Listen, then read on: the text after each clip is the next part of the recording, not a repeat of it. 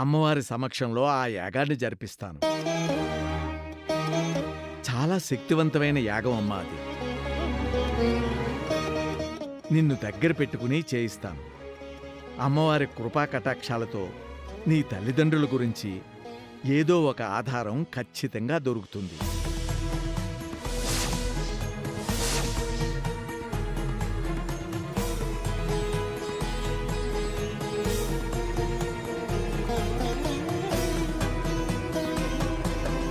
రేపు ఉదయం మనం గుడికి బయలుదేరాలి.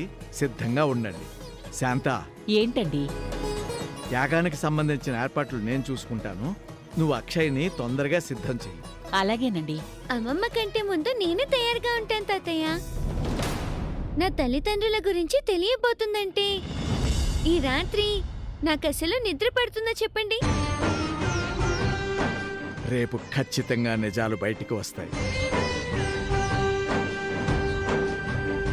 అమ్మవారి అంశతో మహర్జాతకంతో పుట్టిన నా కూతురికి మరణం ఎందుకు సంభవించింది? పురిట్లోనే నా బిడ్డ ఎందుకు చనిపోయింది?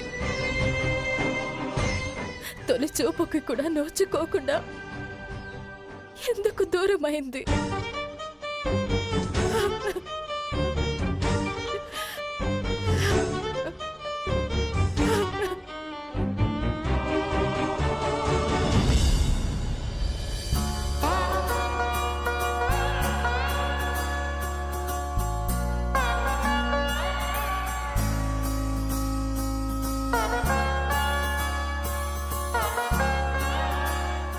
నమస్కారం నారాయణ గారు. నమస్కారం. నా మాట మన్నించి సంకల్పసిద్ధి యాగానికి మీరొచ్చినందుకు ముందుగా నా కృతజ్ఞతలు తెలియచేసుకుంటున్నాను. ఇటువంటి యాగాల్లో కానీ దివ్యదృష్టి విద్యలో కానీ మీకు అపార జ్ఞానం, అనుభవం ఉన్నాయి. మీకు మీరే సాటి. ఒక వైద్యుడు తన కుటుంబ సభ్యుల విషయంలో ఆపరేషన్ చేయడానికి మనసును సిద్ధం చేసుకోలేడు అని అంటారు. ప్రస్తుతం మీ పరిస్థితి కూడా అటువంటిదే గనక మమ్మల్ని పిలుచుకున్నారు. అంతేకాని ఇది మీ వల్ల కాని కార్యమా చెప్పండి? సంకల్పసిద్ధి యాగం మొదలు పెడదాం. ఇలా కూర్చోండి నారాయణ గారు. అలాగే. అక్షయ, కూర్చో తల్లి.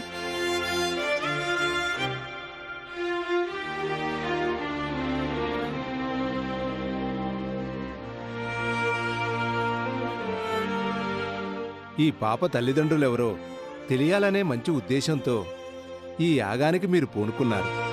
అందుకు మా శక్తినంతా ధారపోస్తాం. అమ్మవారి వరప్రసాదంగా ఆనాడు నా దగ్గరికొచ్చింది. తల్లిదండ్రులు ఈ లోకంలో ఉండి అనాథగా మారిందో, తల్లిదండ్రులు ఈ లోకం వదిలి వెళ్లడం వలన అనాథగా మారిందో అన్న విషయంలో కూడా నాకు సందేహాలున్నాయి. ఆ నిజాలన్నీ ఈరోజు బయటపడాలి. అంతా మంచే జరుగుతుంది నారాయణ గారు.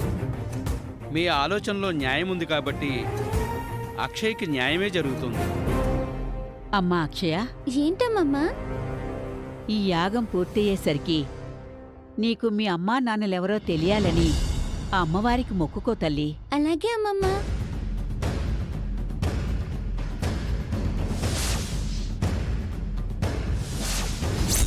ఇక యాగం మొదలు పెడదాం. మీ చేతులతో హోమం వెలిగించండి. అలాగే.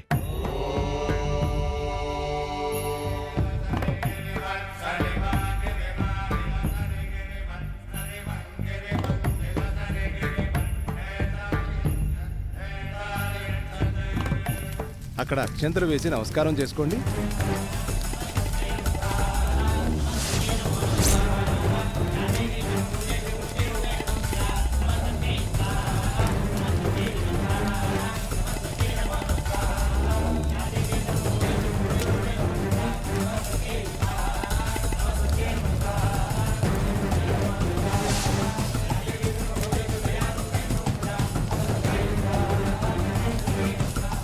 చిన్నప్పటి నుంచి నువ్వే మా అమ్మవి, నువ్వే మా నాన్నవి అనుకుంటూ పెరిగాను.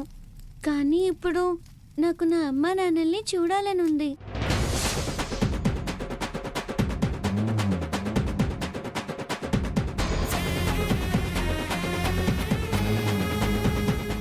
అమ్మా నాన్నలతో కలిసి బ్రతకాలనుంది.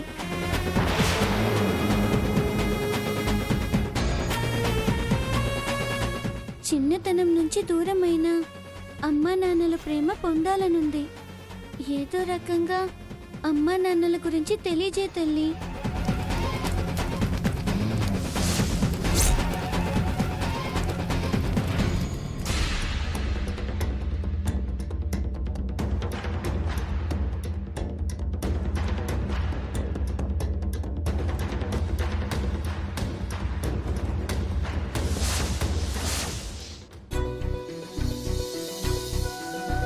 Hi hi everybody hi.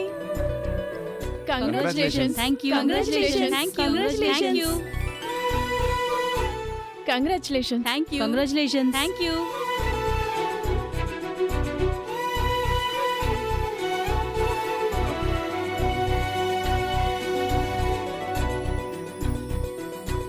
Hi sir. Hi Sravanti, how are you? I'm good sir. How is your baby? By God's grace fine sir. Good. Thanks lot sir. నాకెందుకు? 3 నెలల నుంచి నేను లీవ్లో ఉన్నా నాకు శాలరీ ఇప్పించారు. అలాగే ఈ 3 నెలలు మీరు పర్సనల్గా మాకు గ్రాసరీస్ పంపించారు. అందుకు మీకు థ్యాంక్స్ చెప్పడం కూడా చాలా చిన్న మాట. మీరు నాకు చాలా పెద్ద మేలు చేశారు. నేను డెలివరీ సమయంలో ఎలాంటి టెన్షన్ లేకుండా ఉన్నానంటే అందుకు ముఖ్య కారణం మీరు. మా అన్నదమ్ముల కంటే మీరెక్కువ కేర్ తీసుకున్నారు.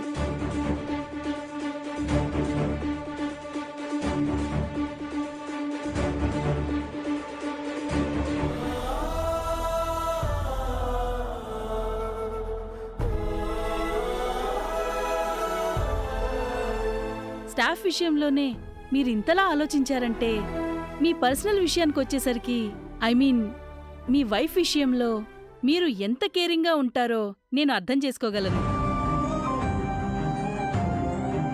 ప్రెగ్నెంట్గా ఉన్న వాళ్ళకి కాళ్ళు నొప్పులు పుడతాయి కదా. ఇదిగో చూడు, పాదాల కింద ఎలా ఎర్రగా కమిలిపోయి ఉన్నాయో.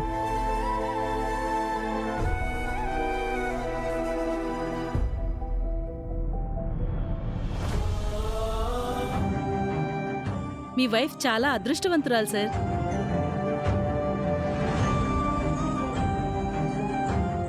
హాయ్ అండి. మీరు కొత్తగా జాయిన్ అయిన అవని గారు కదూ? ఐఎమ్ శ్రవంతి.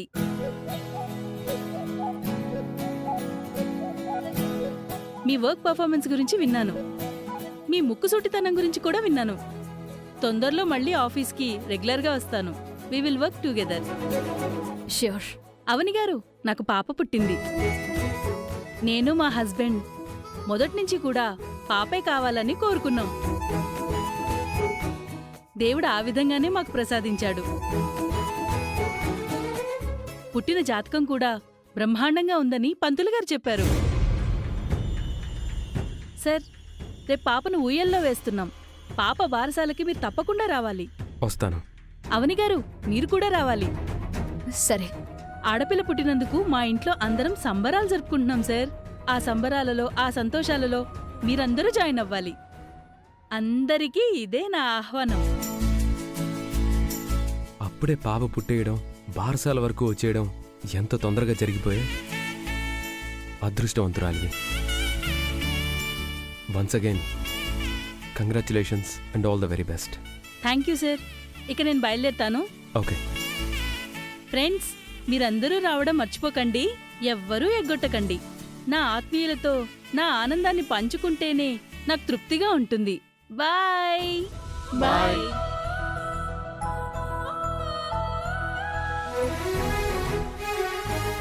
పిల్లలు పుడితే ఇంత ఆనందంగా ఉంటుందా? తొందరగా పెళ్లి చేసుకొని పిల్లల్ని కను. ఆ ఆనందం ఎంత తీయగా ఉంటుందో నీకు తెలుస్తుంది.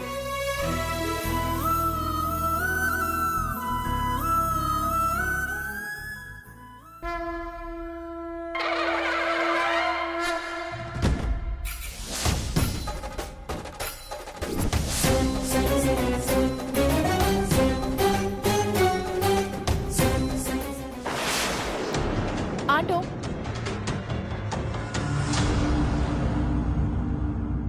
Banjara hills road number 29. ఎక్కడ మేడం?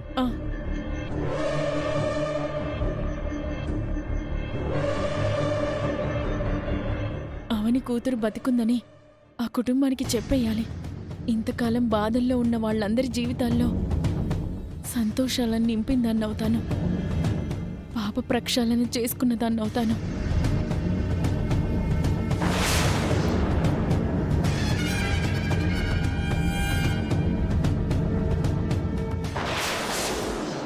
బాబు తొందరగా పోనివ్వండి. సరే మేడం. ఆ పాప నేను వదిలిపెట్టి 5 సంవత్సరాలు దాటిపోయింది. ఇప్పుడు ఎలా ఉందో, ఎక్కడుందో, ఎవరి దగ్గరికి చేరుకుందో.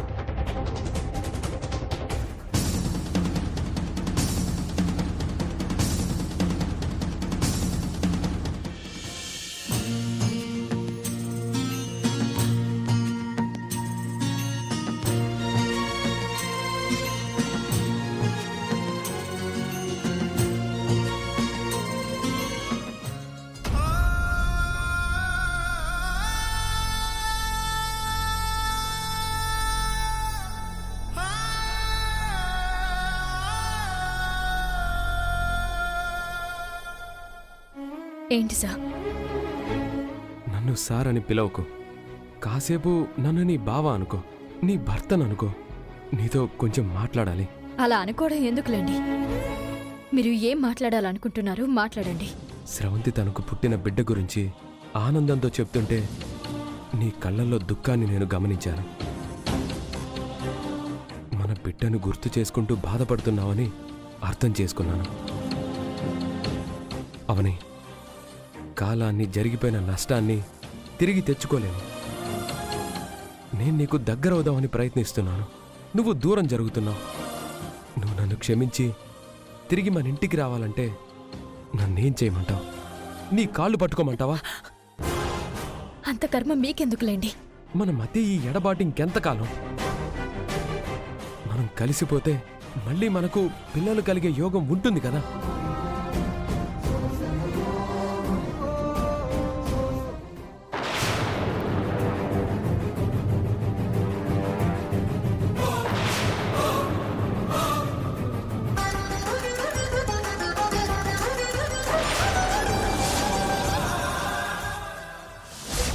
బాగా ఆలోచించు.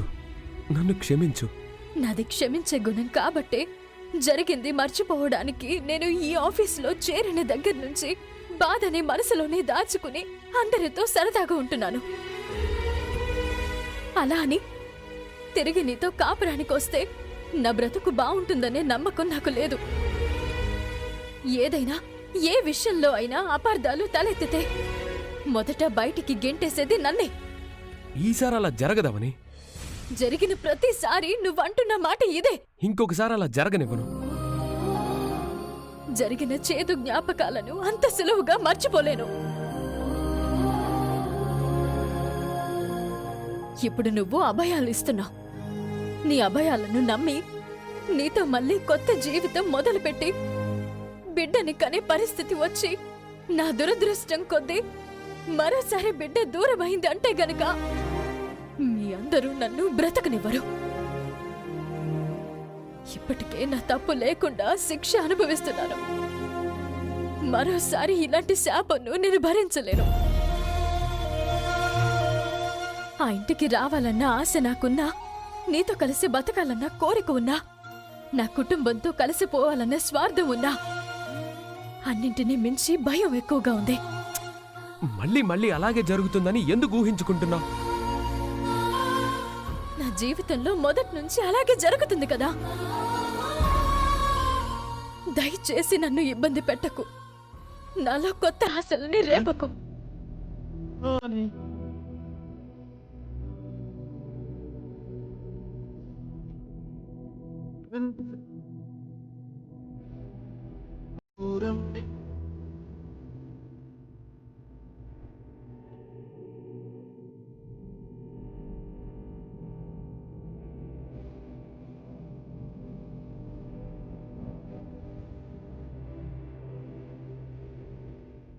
మాకే ఎందుకీ పరీక్ష?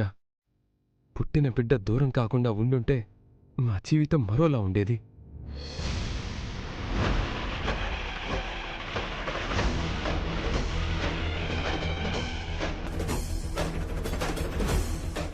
అక్షయ్ నా కళ్ళ ముందు కష్టాలను అనుభవించటం చూసి నేను తట్టుకోలేకపోతున్నాను. ఈ పసిబిడ్డ మీద కరుణ చూపించు తల్లి. ఈ యాగం పూర్తయ్యేలోపు అక్షయకు మంచి జరిగేటట్టు చూడు తల్లి.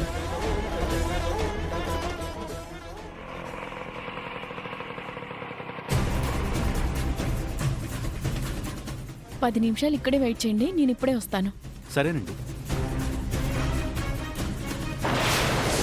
మన ఇంటి పరిస్థితి ఎలా ఉందంటే ఎప్పుడు ఎటు నుంచి ఎలాంటి సమస్య వస్తుందా అన్నట్టుంది.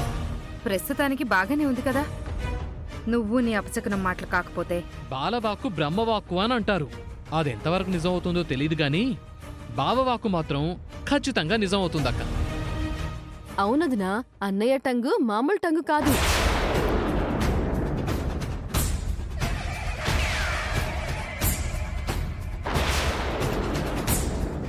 ఆ రోజు నిహారిక నన్ను చంపినట్టు ఊహించుకున్నాను. ఈ రోజు నిహారిక నాకు అడ్డం రాదు కదా. ఏదైతే అదైంది, ఇక వెనకడుగు వేసేది లేదు.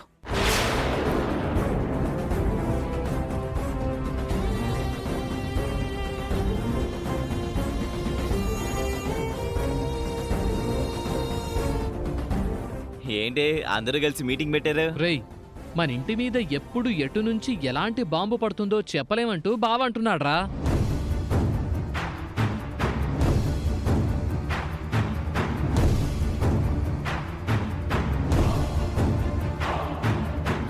ఆ రాక్షసైతే లేదు, ఇదే మంచి సమయం. ఈ నర్సు ఇక్కడికి ఎందుకు వచ్చింది?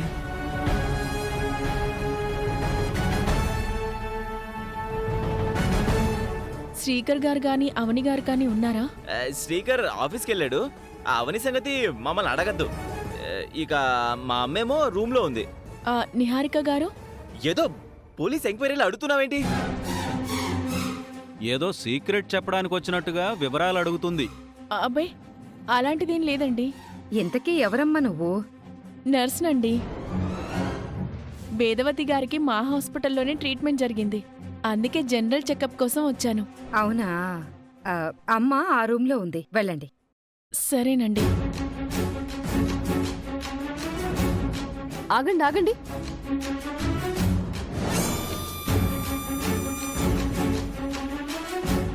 ఈవిడికి నా మీద ఏదైనా అనుమానం వచ్చిందా ఏంటి? పోలీస్ వాళ్ళు ఎంక్వైరీకి వచ్చినప్పుడు డ్యూటీ డ్రెస్లో వచ్చినట్టు మీరు కూడా పేషెంట్ దగ్గరికి చెకప్కి వచ్చినప్పుడు హాస్పిటల్ డ్రెస్లో రావాలి కదా. మరి నార్మల్గా ఎందుకు వచ్చారు?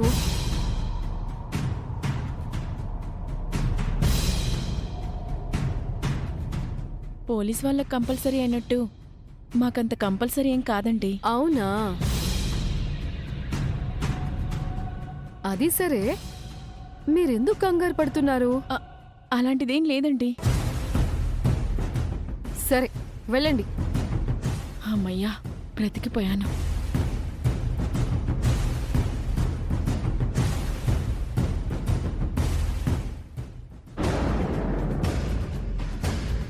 నిహారిక కనిపించటం లేదు. అవని గారు శ్రీకరి గారు లేకపోయినా వేదవతి గారితో అయినా సరే అవనికి పుట్టిన కూతురు ఏమైంది అనే విషయం చెప్పేయాలి.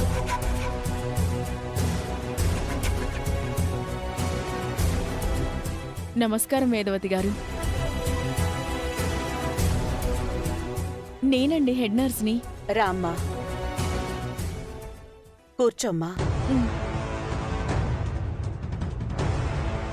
మెడిసిన్స్ జాగ్రత్తగా వాడుతున్నారా? నేను గాని నా ఇంట్లో వాళ్ళు గాని మర్చిపోయినా అవని మర్చిపోదు. సమయానికి తనైనా వస్తుంది, ఫోన్ అయినా చేసి గుర్తు చేస్తుంది.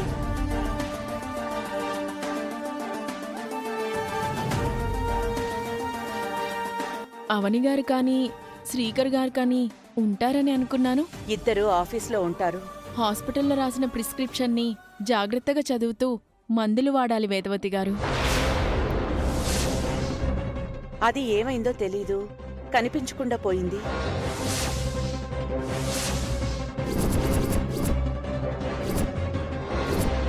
అది ఏమైందో తెలీదు, కనిపించకుండా పోయింది.